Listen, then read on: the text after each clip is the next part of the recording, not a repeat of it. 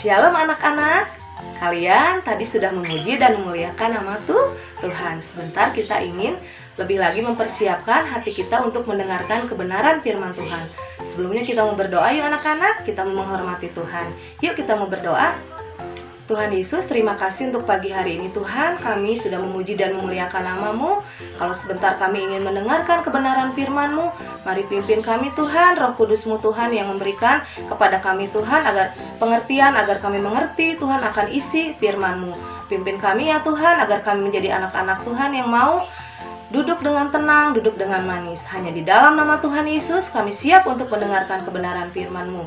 Haleluya, amin.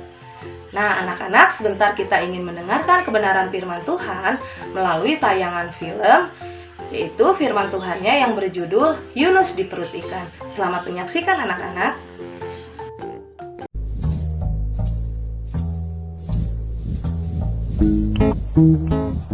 Allah memiliki pekerjaan untuk Yunus, tetapi Yunus sebaliknya tidak menginginkannya. Allah mengutus Yunus untuk pergi ke suatu tempat bernama Niniwe, dan Allah ingin agar Yunus mengatakan bahwa Allah mencintai orang-orang Niniwe. Tetapi Yunus tidak mau melakukannya, karena menurut Yunus orang-orang Niniwe itu jahat dan mereka suka melakukan banyak kejahatan. Allah tahu apa yang dikatakan Yunus itu memang benar. Orang-orang Niniwe telah menjauh dari Allah, tetapi Allah masih sangat mengasihi mereka. Dia ingin memberi mereka permulaan yang baru jika mereka kembali kepada Allah. Ia akan mengampuni dosa mereka yang begitu banyak. Namun Yunus menolak untuk pergi karena pikirnya mereka adalah orang yang jahat yang tidak pantas untuk diampuni. Dalam hatinya, Yunus ingin melarikan diri dari Allah dan pergi sejauh-jauhnya sampai Allah tidak dapat menemukannya. Dengan demikian, ia tidak perlu melakukan apa yang diperintahkan Allah. Itu yang direncanakannya. Tapi tentu saja itu bukan rencana yang baik, sebab merupakan rencana yang konyol karena dia bisa melarikan diri dari Allah, tetapi Allah akan selalu dapat mencari dan menemukannya. Meskipun demikian, Yunus tetap melaksanakan rencananya yang tidak baik. Ia tidak membeli tiket ke Niniwe, tapi ke tujuan lain. Perahu yang dinaiki Yunus berlayar ke arah yang sangat berlawanan dengan Niniwe.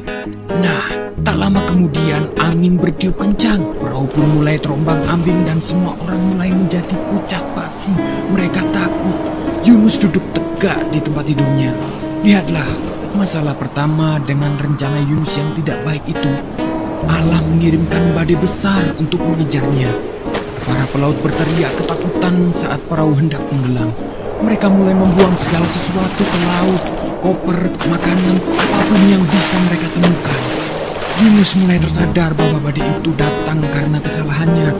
Ia meminta para pelaut untuk melemparkannya ke dalam laut agar badai berhenti. Mendengar itu, para pelaut merasa tidak yakin. Yunus bersikeras bahwa itu satu-satunya cara agar mereka bisa selamat. Tak lama setelah Yunus menghantam air, gelombang laut pun menjadi tenang. Angin mereda dan badai berhenti. Saat itu Yunus menganggap semuanya telah berakhir. Dia tahu bahwa dia pasti akan tenggelam. Tetapi Tuhan mengirim seekor ikan besar untuk menyelamatkannya. Ikan tersebut menelan Yunus hidup-hidup dengan sekali telan. Dalam kegelapan yang seperti kuburan itu, dia mencium bau busuk makanan dan merasa rumput laut yang berlendir. Segeralah ia tahu bahwa ia belum mati. Dia berada di dalam perut ikan yang besar.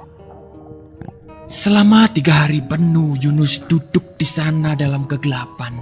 Ia menghabiskan banyak waktu untuk berpikir. Ia mulai menyadari rencananya yang sangat konyol. Dia menyesal karena telah melarikan diri dari Allah. Ia berdoa kepada Allah dan meminta agar Allah mengampuninya. 3 hari kemudian, ikan memuntahkan Yunus ke pantai berpasir. Saat itu, Yunus mendengar suara orang memanggil namanya dan menyuruhnya untuk pergi ke Niniwe. Itu suara Allah. Kali ini, Yunus tidak menolak untuk pergi ke Niniwe untuk mengabarkan berita yang luar biasa kepada orang-orang di sana. Kepada mereka Yunus mengatakan bahwa Allah tidak pernah berhenti mencintai mereka. Meskipun mereka melarikan diri dari Allah, tetapi asal mereka mau kembali kepada Allah, maka Allah akan mengampuni dosa mereka. Orang-orang Niniwe mulai mendengarkan Yunus dan mereka mengasihi Allah. Mereka belajar melakukan apa yang Tuhan katakan dan berhenti melarikan diri dari Allah seperti yang pernah dilakukan Yunus. Bertahun-tahun kemudian Allah juga mengirimkan utusan yang lain dengan pesan yang sama luar biasanya seperti Yunus. Ia akan menghabiskan 3 hari dalam kegelapan total.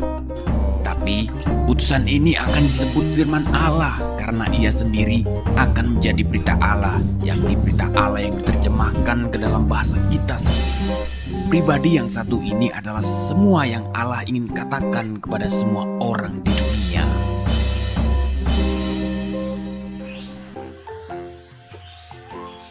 Bagaimana tadi anak-anak? Sudah melihat semua tayangan firman Tuhannya melalui film pagi hari ini?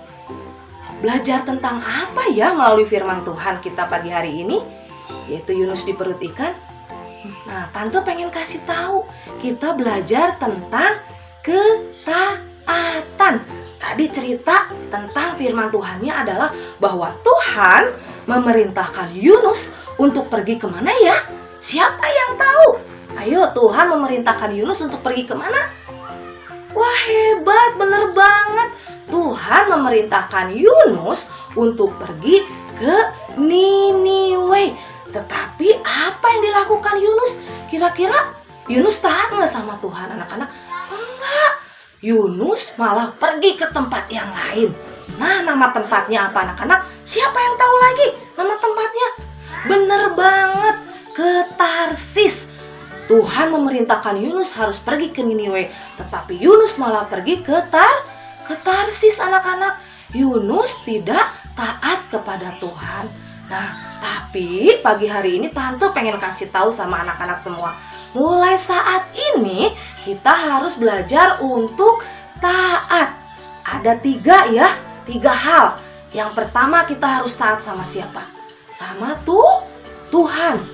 Yang kedua, kita harus taat sama orang tua dan juga kepada orang yang lebih tua dari kita. Yang ketiga, kita harus taat sama guru-guru kita yang ada di sekolah. Nah, jadi pagi hari ini kita belajar firman Tuhannya adalah tentang ketaatan. Diulangi, harus taat sama siapa? Yang pertama, ayo, siapa yang pengen jawab? Bener banget, taat sama Tuhan. Yang kedua, ayo, siapa lagi yang bisa jawab? Wah, hebat, bener lagi, taat sama orang tua dan juga kepada orang yang lebih tua dari kita. Yang ketiga nih, taat sama siapa ya? Ayo jawab lagi. Ih, hebat lagi, bisa jawabnya. Taat kepada guru-guru yang ada di sekolah, anak-anak. Nah, itulah firman Tuhan yang bisa kita simak dan kita pelajari pagi hari ini. Anak-anak, ayat hafalannya yaitu anak-anak bisa buka ya di dalam kitab Yunus. Nah, Yunus itu perjanjian baru atau perjanjian lama?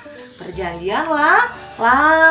Nah, anak-anak buka ya ayat hafalannya di dalam Yunus 2 ayat yang ke-1 sampai 2a.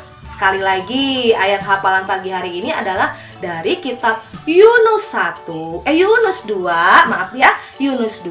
ayat yang ke-1 sampai ayat yang ke-2a. Nah, Tante pengen bacain ya buat anak-anak semua.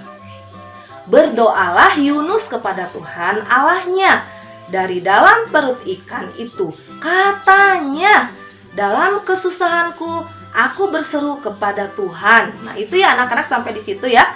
Sekali lagi, Yunus 2 ayat 1 sampai 2a. Ya, berdoalah Yunus kepada Tuhan Allahnya dari dalam perut ikan itu. Katanya, dalam kesusahanku aku berseru kepada Tuhan dan ia menjawab aku. Nah, tadi ada yang ketinggalan sedikit ya anak-anak ya. Dan ia menjawab aku. Sampai di situ ya anak-anak ya. Ya, selamat menghafalkan firman Tuhannya, ayat hafalannya. Terima kasih anak-anak untuk kebenaran firman Tuhan pagi hari ini yang anak-anak sudah simak. Tuhan Yesus memberkati. Sampai ketemu lagi.